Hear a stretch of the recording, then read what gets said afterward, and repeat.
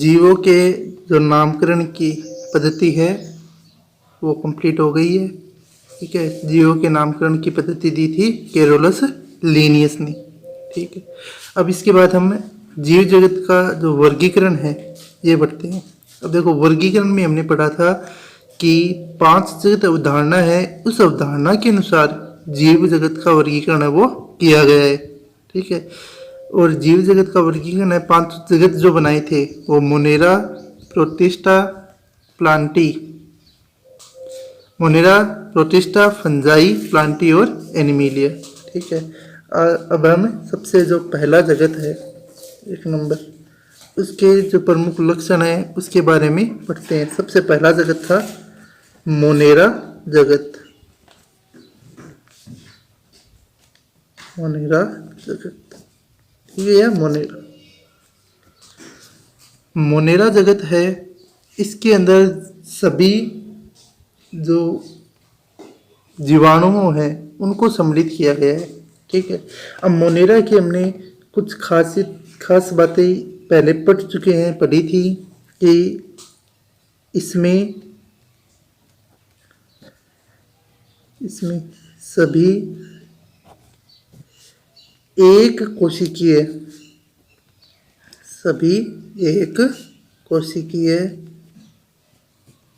Prokaryotic सभी एक कोशिकीय प्रोकैरियोटिक जीवों को सम्मिलित किया गया है। सम्मिलित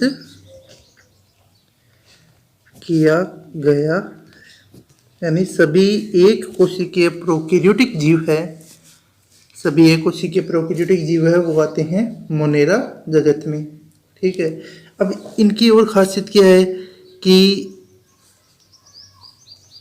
प्रोकैरियोटिक, इसका अर्थ बताया था आपको कि प्रो मीन्स पुराना, कैरियोटिक मतलब केंद्रक, यानी केंद्रक का वो पुराने प्रकार का होता है, अल्प विकसित प्रकार का होता है।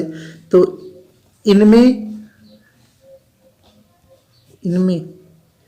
केंद्रक है, इनमें केंद्रक अल्प विकसित, इनमें केंद्रक अल्प विकसित होता है। मोनेरा जगत के जीव है जिनमें सभी बैक्टीरिया हैं वो आते हैं। ठीक है, और इनमें केंद्रक क्या होता है, अल्प विकसित। अगला पॉइंट देखो 3 नंबर, इस जगत के जो जीव है, मोनेरा जगत के जो जीव है वो सभी जगहों पर पाए जाते हैं। मोनेरा जगत के जीव हैं वो सभी जगहों पर पाए जाते हैं। इस जगत के जीव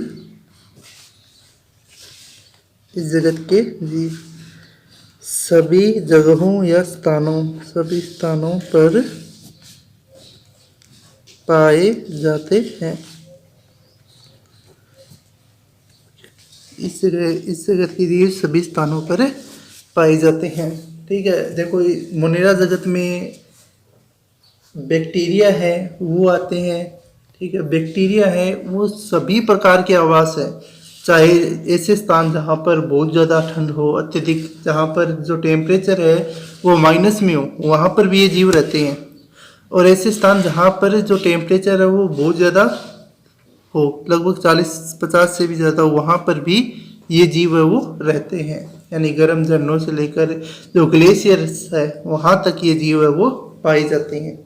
ठीक है, इन जीवों का वितरण है वो सभी स्थानों पर पाया जाता है। ठीक है, ये जीव है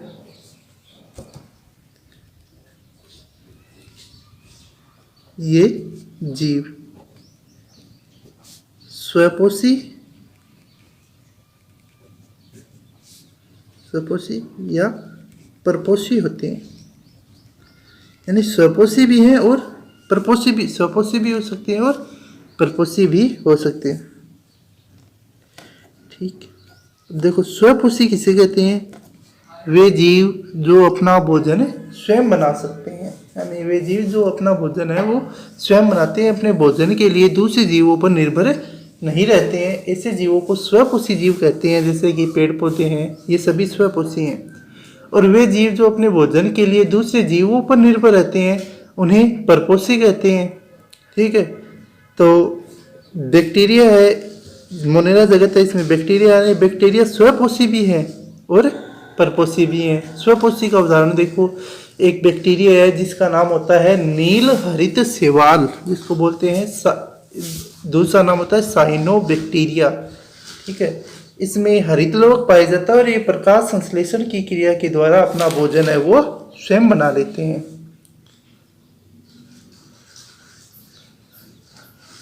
अगला पॉइंट देखो, इनमें श्वसन संबंधी एंजाइम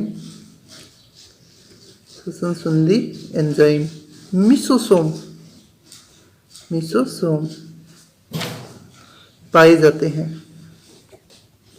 मिसोसोम पाए जाते हैं। ठीक है, इनमें श्वसन संबंधी एंजाइम होते हैं मिसोसोम।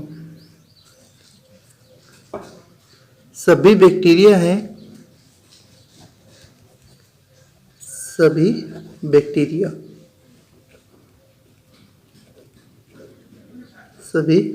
या जीवाणु बैक्टीरिया को इस जगत में सम्मिलित करते हैं। इस जगत में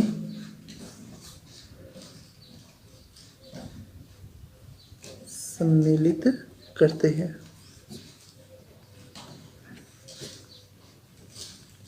तो ये हो गए मोनेरा जगत के कुछ लक्षण। ठीक है, अब देखो इसमें सभी प्रकार के जो जीवाणु आ रहे हैं, क्या आ रहे हैं, जीवाणु या बैक्टीरिया। ठीक है, बैक्टीरिया, अब ये बैक्टीरिया है वो अलग अलग प्रकार के होते हैं। उनके जो आकार है, बैक्टीरिया का जो क्या है आकार, बैक्टीरिया के आकार के आधार पर बैक्टीरिया हैं वो होते हैं 3 प्रकार के। बैक्टीरिया के आकार के आधार पर बैक्टीरिया 3 प्रकार के होते हैं। ठीक है, बैक्टीरिया के आकार के आधार पर बैक्टीरिया हो गए 3 प्रकार के। सबसे पहले जो बैक्टीरिया हैं, ठीक है, उनको बोलते हैं कोकस। आकार के आधार पर सबसे पहले एक प्रकार के बैक्टीरिया है उनको क्या हो गए, कोकस। दूसरे प्रकार के होते हैं बेसिलस। कोकस दूसरा प्रकार हो गया इनका बेसिलस। ठीक है, और तीसरा प्रकार होता है विब्रियम।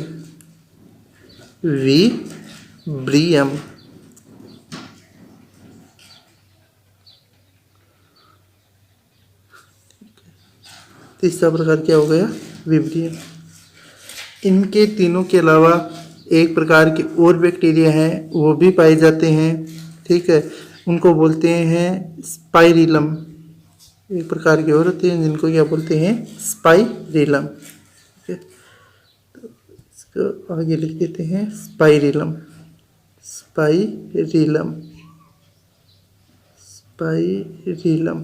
चलो नीचे लिख देते हैं। पहला प्रकार कोकस, दूसरा बेसिलस, तीसरा विब्रियम और नंबर 4 है वो होता है स्पाइरिलम।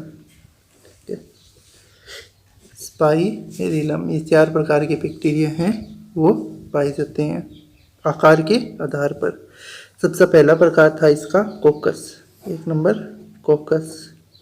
ठीक है, कोकस जो प्रकार है, कोकस बैक्टीरिया है, ये होती हैं गोलाकार।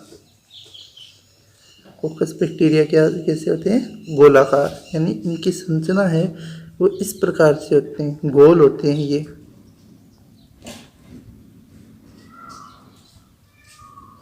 ठीक है, तो ये है कोकस। अब देखो, जब एक बैक्टीरिया है ये गोलाकार, इसको तो बोलते हैं कोकस। जब ये समूह के अंदर पाए जाते हैं, बहुत सारे पाए जाते हैं, तो इसके समूह को कोकाई कहते हैं। इसके समूह को क्या बोलते हैं? कोकाई। ठीक है, और ये कोकस का बहुवचन का नाम है। कोकस का बहुवचन होता है कोकाई। ठीक है, कोकस का बहुवचन। ठीक है, कोकस का बहुवचन, कोकस का बहुवचन होता है कोकाई। ऐसे ही दूसरे प्रकार के जो बैक्टीरिया हैं, दूसरे प्रकार के बैक्टीरिया हैं, उनका नाम पड़ा है। दूसरे प्रकार के हैं बेसिलस। ठीक है, बेसिलस बैक्टीरिया है, बेसिलस बैक्टीरिया वो होते हैं छटाकार। 2 नंबर पड़े हैं बेसिलस। बेसिलस बेसिलस बैक्टीरिया हैं, ये होते हैं छड़ाकार।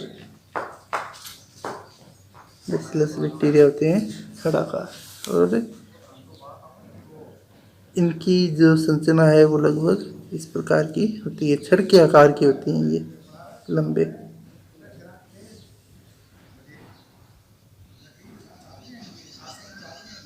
ये है बेसिलस बैक्टीरिया। ठीक है, और बेसिलस बैक्टीरिया, ये एक बेसिलस हो गया, इसके समूह को बोलते हैं बेसिलाई। बेसिलस बैक्टीरिया के समूह को बोलेंगे बेसिलाई। ठीक है, तो बेसिलस का बहुवचन हो जाएगा बेसिलाई। तीसरे प्रकार के जो बैक्टीरिया है वो हमने पढ़े थे वीब्रियम। तीसरा प्रकार था वीब्रियम। वीब्रियम बैक्टीरिया है वो कोमाकार होते हैं, कोमाकार। वीब्रियम बैक्टीरिया होते हैं कोमाकार। कोमाकार यानी ये कोमा के आकार के होते हैं।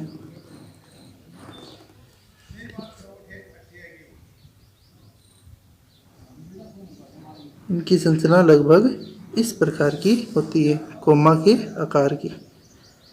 ठीक है, तो ये बैक्टीरिया हैं वो कहलाते हैं कौन से? कोमाकार। ठीक है, वीब्रियम है, वीब्रियम का बहुवचन है वो विब्रियो कहलाता है। विब्रियो, वीब्रियम का बहुवचन क्या कहलाता है? विब्रियो, और ये कोमाकार होते हैं। ठीक है, इसके बाद में जो अगले प्रकार के बैक्टीरिया नंबर 4 जो था आपको बताया था वो था स्पाइरिलम। क्या नंबर 4? चौथा प्रकार का बैक्टीरिया है वो है spirillum. Spirillum number 4।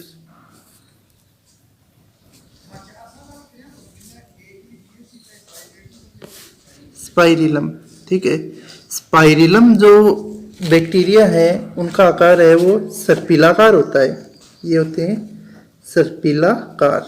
Spirillum bacteria है वो होते हैं सर्पिलाकार। ठीक है, और इनकी संरचना है वो इस प्रकार से पाई जाती है।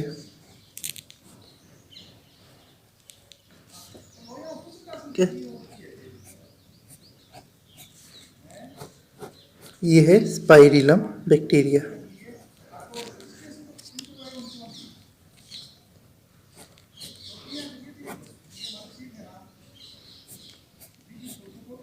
ये है स्पाइरिलम बैक्टीरिया। ठीक है, इस स्पाइरिलम के बहुवचन को, यानी ये एक तो स्पाइरिलम है, लेकिन ये जब बहुत सारे समूह में हो जाते हैं तब इसको बोलते हैं स्पाइरिला। इनके समूह को बोला जाता है स्पाइरिला।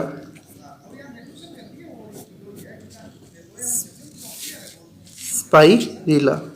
ठीक है, तो ये बैक्टीरिया है।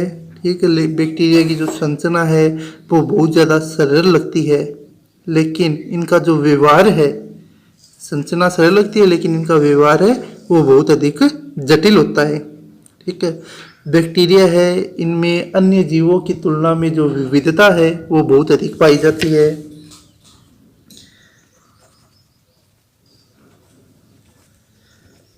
बैक्टीरिया में अन्य जीवों की तुलना में, अन्य जीवों की तुलना में विविधता, बैक्टीरिया में अन्य जीवों की तुलना में विविधता अधिक पाई जाती है, अधिक पाई जाती है। ठीक है, यानी इनकी जो विविधता है वो बहुत ही अधिक प्रकार की होती है। ठीक है, अब बैक्टीरिया है, ठीक है, इनका वर्गीकरण, यानी बैक्टीरिया है, ये अलग अलग विविधता पाई जाती है। इसके प्रकार कितने होते हैं? बैक्टीरिया या जीवाणुओं के या बैक्टीरिया के प्रकार,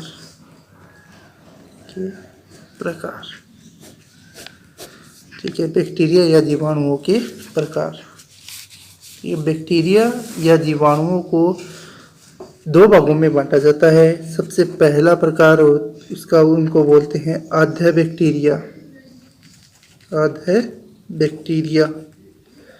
दूसरा प्रकार है इनका, उसको बोला जाता है यू बैक्टीरिया, आद्य बैक्टीरिया, और दूसरा प्रकार क्या कहलाता है? You bacteria. ठीक है, पहला आद्य बैक्टीरिया और दूसरा यू बैक्टीरिया। आद्य बैक्टीरिया है, ठीक है, आद्य का मतलब होता है प्रिमिटिव या पुराना, और यू मतलब नया। आद्य बैक्टीरिया ये उस पुराने प्रकार के बैक्टीरिया होते हैं, विशिष्ट प्रकार के बैक्टीरिया होते हैं। ये अत्यंत ही कठिन आवासों जैसे लवणीय क्षेत्र है, गर्म झरने हैं, कच्छ क्षेत्र है, ठीक है, उनमें पाए जाते हैं। ये इन बैक्टीरिया की जो कोशिका भित्ति है वो दूसरे बैक्टीरियाओं की तुलना में अलग होती है। इस बैक्टीरिया की कोशिका भित्ति वो दूसरे बैक्टीरिया की तुलना में अलग होती है। ठीक है, और यह जो लक्षण है कोशिका भित्ति का, यही लक्षण है इसको अलग अलग स्थानों में रहने के लिए उत्तरदायी बनाता है। ठीक है, जो इस बैक्टीरिया, अधिकतर इनमें से कुछ बैक्टीरिया हैं, वो बैक्टीरिया हैं वो परजीवी के रूप में भी पाए जाते हैं, जैसे कि मेथेनोजन बैक्टीरिया है, वो पशुओं के आंत्र में पाए जाते हैं। ठीक है, यानी इसे जो सबसे पहला बैक्टीरिया की दो प्रकार है, आद्य बैक्टीरिया और यू बैक्टीरिया। सबसे पहला पढ़ते हैं हम आद्य बैक्टीरिया।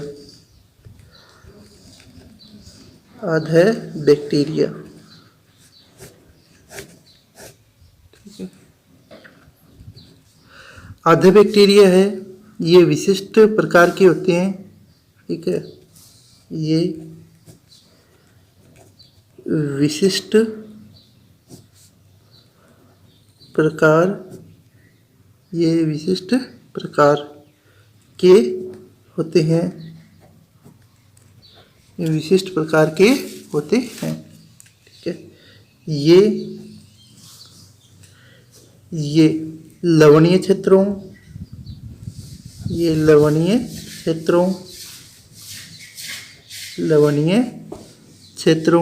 ठीक है, गर्म झरनों,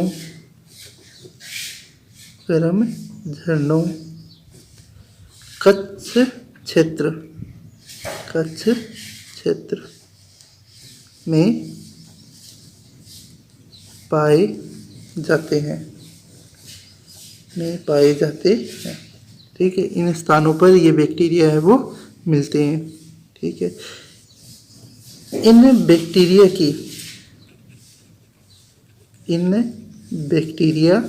की कोशिका भित्ति अन्य बैक्टीरिया की तुलना में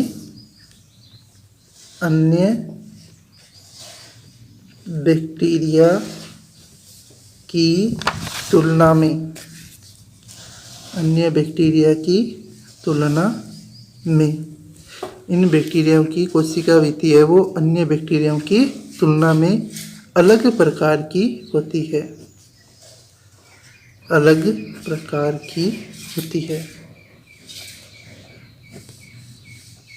इन बैक्टीरिया की कोशिका भित्ति है वो अन्य बैक्टीरियाओं की तुलना में अलग प्रकार की होती है, और यही लक्षण है लक्षण इनको यही लक्षण इनको प्रतिकूल अवस्थाओं में, यही लक्षण इनको प्रतिकूल अवस्थाओं में जीवित रखता है, जीवित रखता है। यही लक्षण इनको प्रतिकूल अवस्थाओं में जीवित रखता है। ठीक है, देखो ये बैक्टीरिया है, ये बैक्टीरिया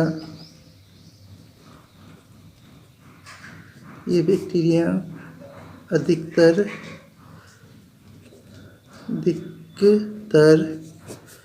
परजीवी होते हैं। ये बैक्टीरिया अधिकतर परजीवी होते हैं। ये बैक्टीरिया अधिकतर परजीवी होते हैं। ठीक है, ये जीवों में गाय व भैंस की आहार नाल में, ये जीवों में गाय व भैंस की आहार नाल में, गाय व भैंस की आहार नाल में मेथेनोजन जीवाणु,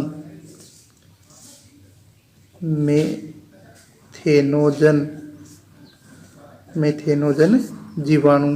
ठीक है, ये जो मेथेनोजन जीवाणु है यही आद्य बैक्टीरिया में आते हैं। मेथेनोजन जीवाणु सहजीवी के रूप में पाया जाता है,